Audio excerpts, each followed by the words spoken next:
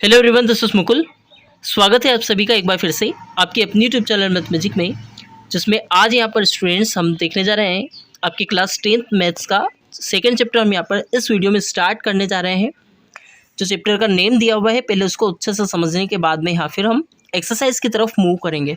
ठीक है, तो समझते हैं पहले meaning of the chapters name, है ना। चैप्टर की मीनिंग को समझते हैं। यहाँ पर चैप्टर का जो नेम दिया हुआ है उसको क्या यहाँ पर उसका अर्थ निकलता है। ठीक है, तो सेकेंड चैप्टर पोलिनोमियल्स। पोलिनोमियल्स को समझने से पहले हम यहाँ पर कुछ और दूसरी बातों को यहाँ पर डिस्कस करते हैं, और उसके बाद अगर हम यहाँ पर फिर पोलिनोमियल्स को समझेंगे तो it will be better for us to understand better the polynomials. Sir पहले हम यहाँ पर कुछ चीज़ें हैं जिनको हमको समझना पड़ेगा पोलिनोमियल्स से पहले।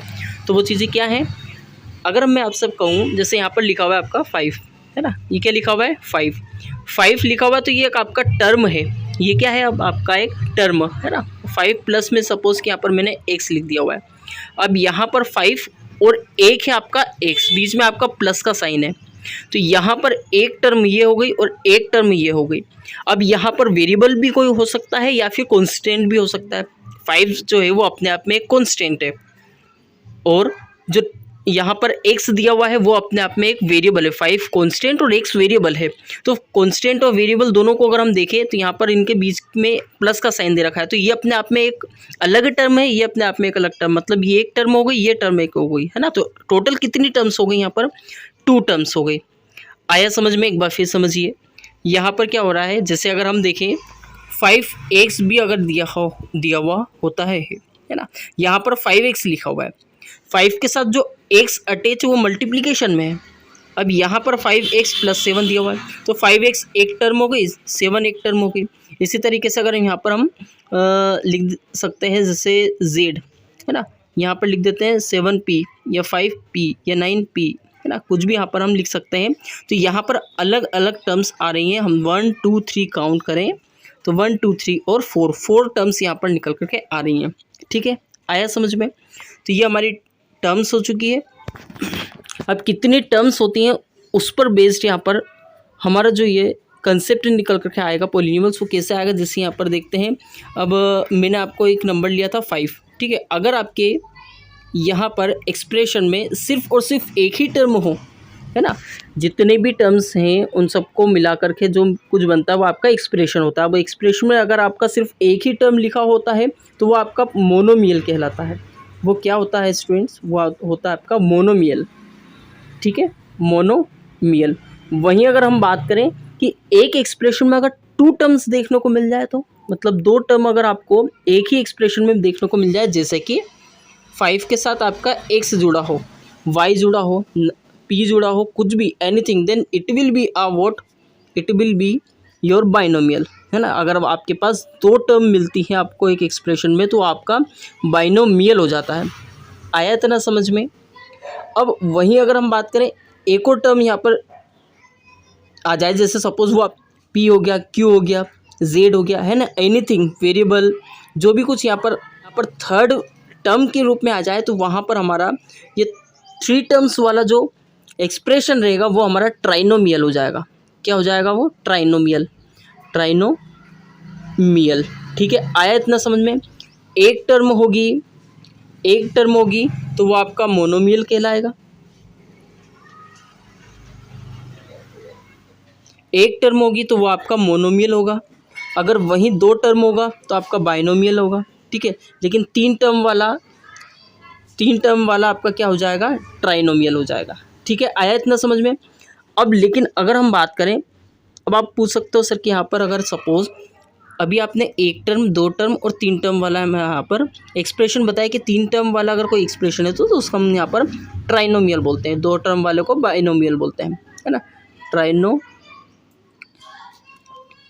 ट्राइनोमियल, है ना। अगर एक टर्म होता है तो वो मोनोमियल में आता है। लेकिन सपोज सर कि अगर यहाँ पर 3 से ज़्यादा कोई अगर टर्म्स आ जाती है, तो फिर उस केस में हम उसको क्या बोलेंगे, तो उस केस में आपको यहाँ पर एक टर्म यूज़ करना है, वो है आपका पोलिनोमियल्स। वो क्या है स्टूडेंट्स, आपका पोलिनोमियल्स। बिल्कुल यही नेम है चैप्टर का और ये इसकी मीनिंग होती है। आया समझ में।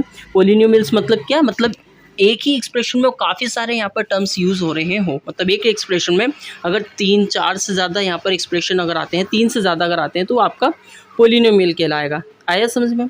इसको कहते हैं यहाँ पर पोलिनोमियल्स। ठीक है, तो अब हम यहाँ पर हम बढ़ेंगे, है ना, इस चैप्टर की फर्स्ट एक्सरसाइज की तरफ मूव करेंगे।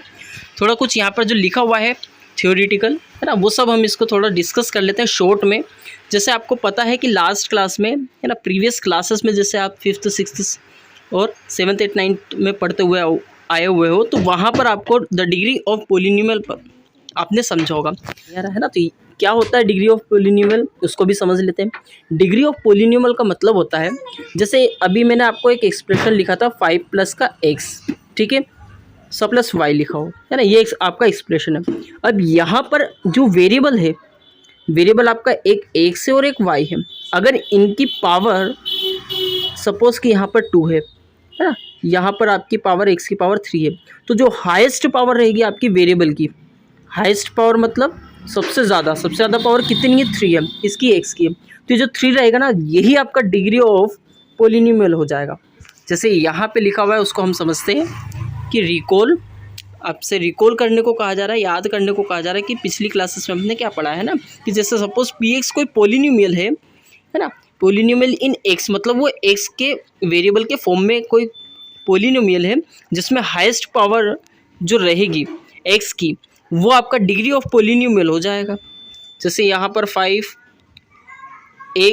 स्क्वायर प्लस का 3 दिया हो, है ना, ये आपका वेरिएबल पोलिनोमियल है जो कि x के फॉर्म में, मतलब यहाँ पर आपको जो वेरिएबल मिलेगा वो आपको x मिलेगा। ठीक है, अब यहाँ पे जो हाईएस्ट पावर रहेगी वही आपका यहाँ पे क्या हो जाएगा, डिग्री ऑफ पोलिनोमियल हो जाएगा। ठीक है, अब यहाँ पर सपोज कि 3x की पावर 4 होती तो 4 हो जाता है यहाँ पर हमारा डिग्री ऑफ पोलिनोमियल। अगर 2 होती तो 2 ही रहता, लेकिन अगर 1 होती तो 2 होता, क्योंकि यहाँ पर x की पावर कितनी, 2 है। आया इतना समझ? ठीक है, तो ये हमारा डिग्री ऑफ पोलिनोमियल होता है। आगे और भी काफ़ी सारी डेफिनेशंस लिखी हुई हैं जो कि आप ऑलरेडी समझ चुके हैं पिछली क्लासेस से, तो यहाँ पर ज़्यादा अगर उस चीज़ को फोकस ना भी करो, ठीक है, तो उनको फिर भी यहाँ पे हम रिपीट कर लेते हैं या रिवाइज कर लेते हैं, है ना। अब polynomial of degree 1 is called linear polynomial, मतलब अगर कोई ऐसा एक्सप्रेशन जिसमें जैसे सपोज यहाँ पर 5x प्लस का 3, है ना, यही एक्सप्रेशन हम वापस लेते हैं इस तरीके से, तो है ना। अब ये इस एक्सप्रेशन में आपका अगर वेरिएबल की पावर 1 हो, वेरिएबल की पावर 1 हो, अब कौन से वेरिएबल की हाईएस्ट पावर, मतलब यहाँ पर सपोज कि 3x की पावर 2 होती, तो इस केस में ये कंडीशन अप्लाई नहीं होगी। अगर पावर 1 है, हाईएस्ट पावर 1 है, हाईएस्ट पावर 1 मतलब क्या, अभी तो डेफिनेशन देखी कि हाईएस्ट पावर जो भी कुछ होगी वो यहाँ पर उसको क्या कहते हैं हम, डिग्री ऑफ पोलिनोमियल, है ना। तो अगर पोलिनोमियल की डिग्री आपकी 1 हो, मतलब हाईएस्ट पावर आपकी 1 हो वेरिएबल की, यहाँ पर वेरिएबल क्या है, x है, x की पावर अगर 1 है, तो आपको क्या करना है, यहाँ पर ये जो एक्सप्रेशन हो जाएगा वो आपका लीनियर एक्सप्रेशन हो जाएगा। लीनियर एक्सप्रेशन मतलब वही, यहाँ पर आपको जो वेरिएबल है उसकी हाईएस्ट पावर आपको 1 देखने को मिलेगी, मतलब अधिकतम है ना, अधिकतम मतलब मैक्सिमम उसकी 1 से ज़्यादा पावर होगी ही नहीं। आया समझ में?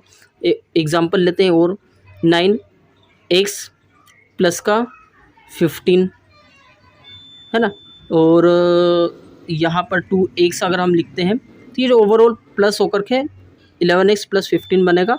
मतलब आपको ये एक्सप्रेशन अगर आप मिलता है तो ये आपका क्या हो जाएगा, लीनियर इक्वेशन हो जाएगा। आया समझ में?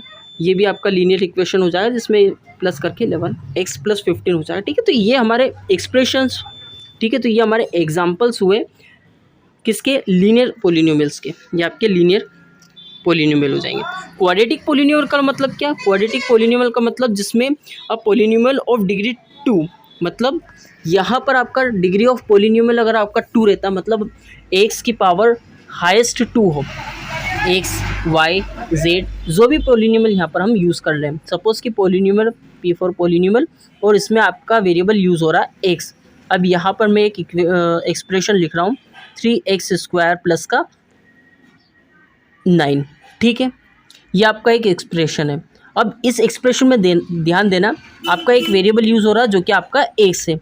अब उस वेरिएबल की पावर कितनी है, 2 है। यहाँ पर सपोज 9 के पास भी x है ना, ये भी अटैच है x से। यहाँ पर पावर जो है 9 के साथ जो x लगा हुआ उसकी पावर कितनी है, 1 है। लेकिन हमें डिग्री ऑफ पोलिनोमियल देखना है।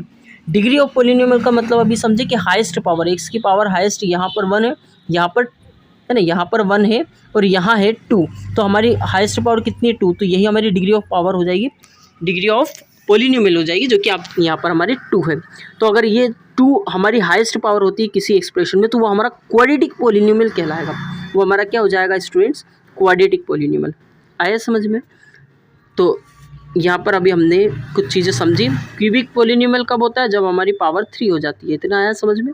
ठीक है, अब हम आगे बढ़ेंगे एक्सरसाइज की तरफ डायरेक्टली, जो कि आपकी 2.1 एक्सरसाइज है। अब इस क्वेश्चन में आपको कुछ नहीं करना है, सिंपली क्या करना है आपको, ये जो कर्व आपको दिखेंगी, कर्व ये लाइन है ना, इनको यहाँ पर देखना है कि जो एक्स एक्सिस है उस पर अगर वो टच हो रही है या नहीं हो रही है। जैसे अगर ये लाइन को देखते हैं, है ना, तो ये हमारी टच हो रही है किससे, वाई एक्सिस से। यहाँ पर ये देख सकते हैं ना, ये आपकी वाई एक्सिस है जिससे ये टच हो रही है लाइन। लेकिन वहीं अगर हम देखें कि एक्स एक्सिस से क्या ये लाइन इंटरसेक्ट हो रही है या नहीं हो रही है, टच हो रही है या नहीं हो रही, तो यहाँ पर ये नहीं हो रही। तो जितनी बार ये जब टच होगी, जैसे यहाँ पर अभी एक भी बार टच नहीं हो रही, तो यहाँ पर आपके जो नंबर ऑफ जीरोस रहेंगे वो ज़ीरो रहेंगे, मतलब रहेंगे ही नहीं, है ना। यहाँ पर कितने हो जाएंगे, 9, मतलब यहाँ पर बिल्कुल भी ज़ीरोस नहीं रहेंगे।